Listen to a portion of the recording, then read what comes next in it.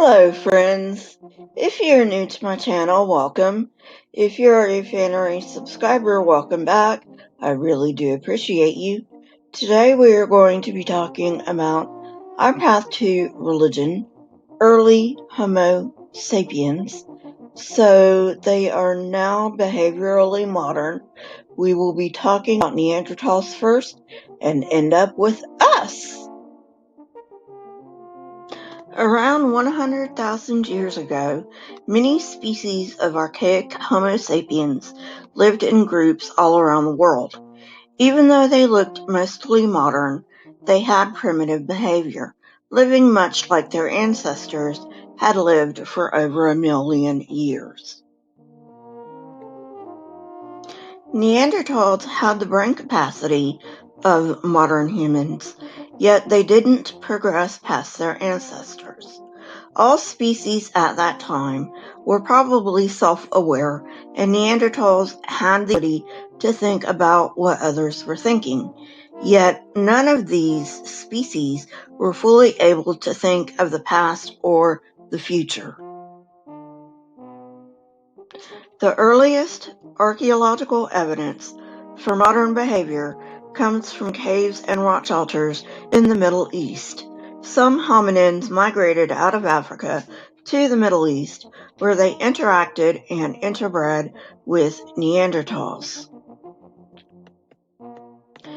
They left behind pierced shell beads and red ochre, dated to 100,000 to 115,000 years ago, and thus far are the first known examples of self-decoration.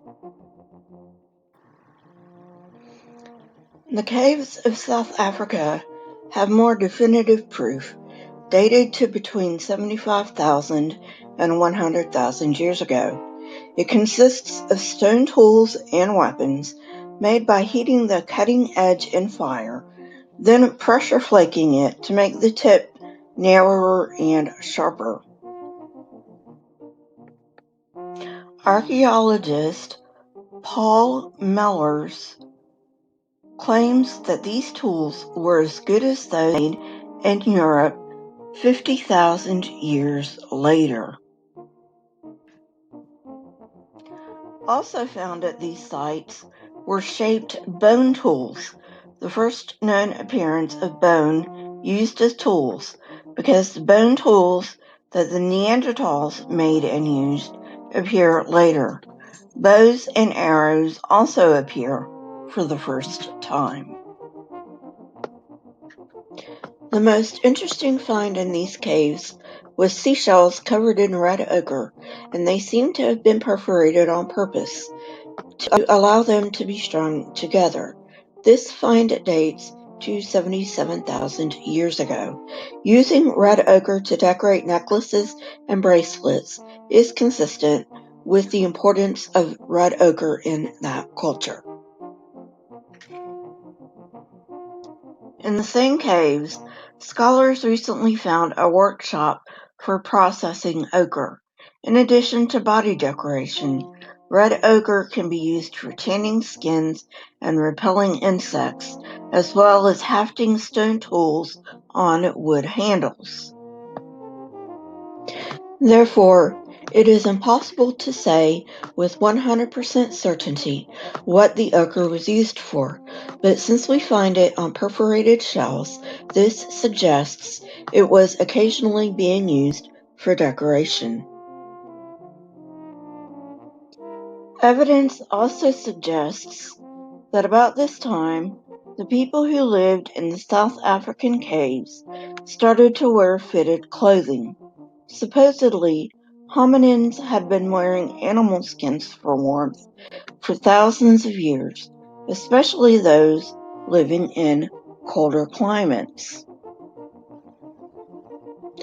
However, around 72,000 years ago, evidence suggests that modern humans began wearing clothing, even in hotter climates, that was more tailored than simply animal skins. Evidence for this consists of genetic studies of human lice. Body lice diverged genetically from head lice about this time, adapting claws to cling to clothing. Now, when I say more fitted clothing, I don't mean the clothing we wear today.